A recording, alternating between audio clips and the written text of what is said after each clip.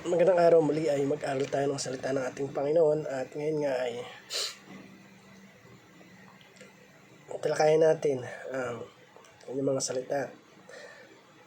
At continuation lang po ito ng topic natin kagabi sa 1 Corinthians 3. Kahapon is 1 to 4 tayo and then ngayon is 10 to 11. So 1 Corinthians 3, 10 to 11. Kagandahan loob ng Diyos sa akin, nilagay ko ang pundasyon. Tulad ng isang mahusay na tagapagtayo, iba naman ang nagpapatuloy sa pagtatayo ng gusali. Ngunit dapat maging maingat ang bawat nagtatayo sapagkat wala ng ibang pundasyon maaaring ilagay maliban sa nailagay na. Walang iba kundi si Jesus. So, para po sa ating topic ngayon or title ng ating topic ngayon ay edifying one another. So, edifying means matatag o pagkakatatag ng bawat isa. Edifying one another. So, pagpapalakasan, pagtutulungan. Ito po yun. Sabi sa una nating katuruan, sabi dito, Christianity is like a building. So, yung pagiging isang Kristiyano ay kagaya ng isang building. Makikita kung ikaw ba ay isang Kristiyano na mababaw kapag yung pundasyon mo is madaling mabuwal. At masasabi na ikaw ay matatag kung ang pundasyon mo ay hindi napupuwag.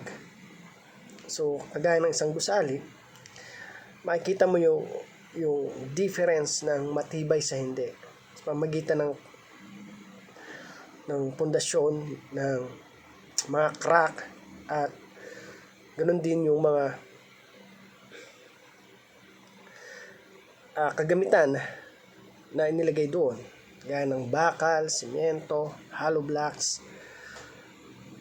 na magsisilbing pampatibay nito. So, yun. Number 2, sabi dito, we are all builders with different rules. So, lahat tayo builders. Yung iba tinawag sa worship, ministry, yung iba sa preaching, yung iba sa sharing the gospel, yung iba sa pagtugtog, yung iba sa pangangaral, yung iba sa pag-share sa mga kaibigan, pag-encourage, marami. We have a different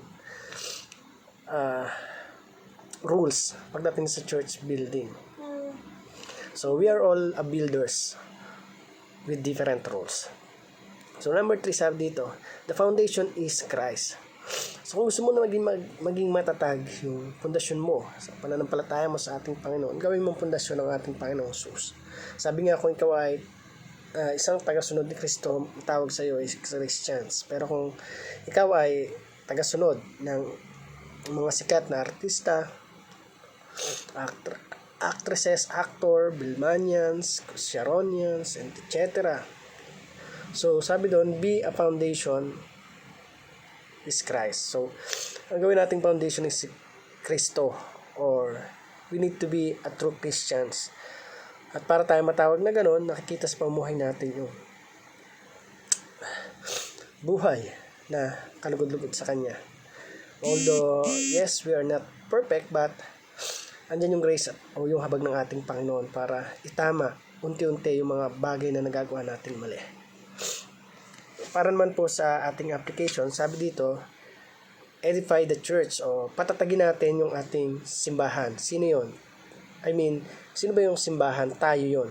Mga tao na nagsasama-sama na nagpupuri sa ating Panginoon. So, edify the church. So, patatagin natin yung ating pananampalataya sa Kanya. Tayo bilang mga tagasunod niya, tayo na handang magpabago sa ating Panginoon, bagamat maraming mga temptation, maraming mga challenges, trials in life, but let's edify the church. Patatagin natin yung buhay spiritual natin, buhay pananampalataya ng bawat isa. Number 2, sabi dito, be a skilled master. So, kagaya ng isang master, hindi ka lang dapat isang pinuno o leader. Dapat skilled ka. Kasi kapag hindi ka nakita ng pagiging skilled, hindi ka nila igagalang, hindi ka nila susundin. Like, our Lord.